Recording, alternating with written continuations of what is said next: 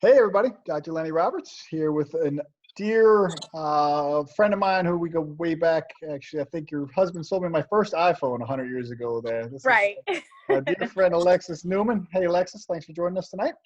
Hello. So our initial iPhone encounter with her husband turned into getting to know this young lady on a personal and professional level. She was a dietitian in our office for quite some time. And then she had a beautiful baby girl and went a different direction, but always great to see you. Alexis, tell us what's going on.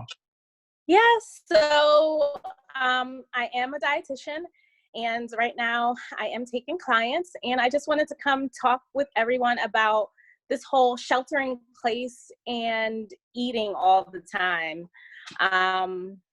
So I know I'm, sorry about that, I'm a stress eater at times. And I think it's important to be aware of that, right? So if we can't acknowledge what we're doing, acknowledge what's happening, I think that we can end up emotionally in a bad place, spiritually in a bad place. So it's really important to acknowledge that. So I think the reality is we're all stressed from one end, maybe to not as much stress to very stressed out because we had to up in our whole entire lifestyle. So what I have found to be very, very helpful is really trying to plan ahead. That was something I would do prior to this whole shelter in place thing. But I've been taking it a lot more seriously just because I know when I'm stressed out, I want the chocolate, I want the chips, I want to have the extra glass of wine. And if I do that every single day as a coping skill, it's not good for our health. It's not good for our mental health.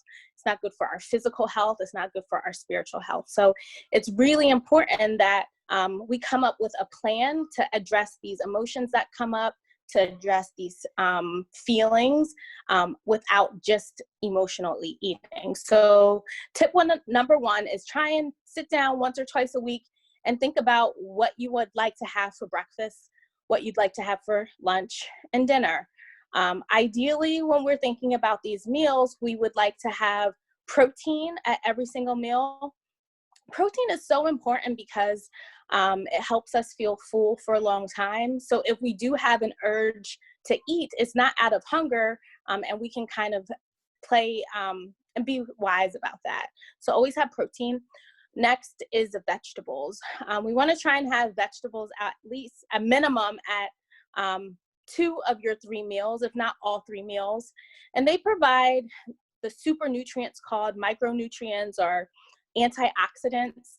And in this time, it's really important that we fill up on them. So half your plate should be vegetables to help fight viruses, bacterias. It's going to also have lots of fiber in there. So it's going to help keep us full along with the protein. And next is carbohydrates. I know carbs have gotten a bad rep in social media lately, but having some carbs throughout the day that are full of vitamins, minerals, and fiber is going to also help round out our meal so that we're not always craving the sweet treats and the cakes and the cookies, the chips and things like that. So that's tip number 1, plan ahead, make sure your meal is well balanced. I think tip number 2 I really like is to plan for the emotion. So if you know that you get a little bit more stressed out towards the end of the day, you're tired, really have a list of things that you can do instead of eating. So for me, going for walks are very therapeutic. It helps me calm down.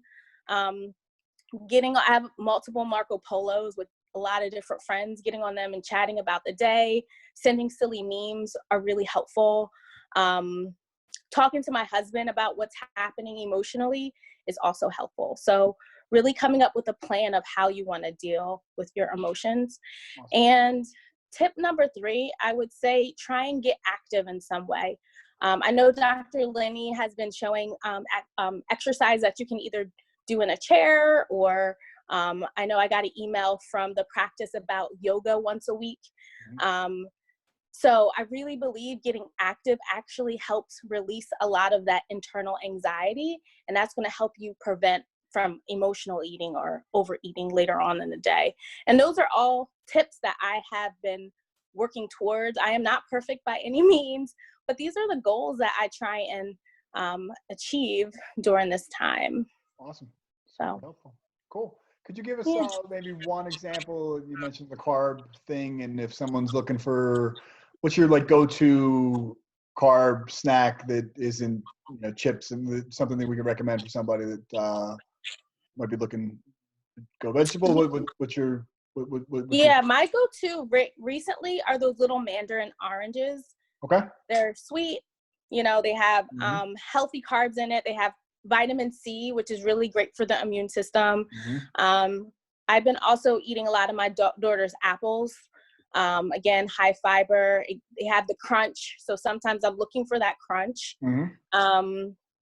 Another carb, it's a carb and protein mix. I love yogurt. And that kind of gives me the carbs with some fat and protein. So that really helps me feel full Awesome. for a long time. Awesome. Super helpful. We Yeah. really appreciate you sharing your tips, Alexis. Tell us a little bit more about what you're doing. I guess you're doing some virtual consulting now. And, Yes. And what type of clients do you typically see? And I know you've seen a lot of different ones in our office, but tell us what do you, I know you have some unique subspecialties, I guess, but what's your... Yeah. So right now, most health insurances are covering virtual visits up until mid-June. So right now, I am credentialed with United Healthcare, Independence Blue Cross, and Cigna, and they all provide I don't know specifically each insurance, so you should, if you're interested, check your insurance to see. Right now, my specialty is emotional eating and working with people who are really struggling with that. I like to kind of call myself more of like the wellness dietitian. I don't only focus on just the food aspect. I like to touch in about support system, where the root of why you're emotionally eating. Another specialty is I work with individuals who have either type 1 diabetes or type 2 diabetes and trying to get their blood sugars under control. But those are kind of the type of client that I like to work with. I really like meeting my clients where they are. So if you're not at the place of half your plate vegetables, a little protein, a little carbs, it may look like a lot of carbs, no vegetables, and some protein. Like, I'm willing to work with where you are. Awesome. And figuring out a plan that works best with you. Love it. Good stuff. And we'll put together a little tag at the end here just so people can get in touch with you with your email and definitely get hold of you. But always awesome to see you, dear. And please give my best to your beautiful baby girl and your handsome husband there. And hope to catch you in person real soon and catch up. All right. Thank you so much for reaching out to me. I appreciate you. My pleasure. Appreciate you as well. And always good to see you.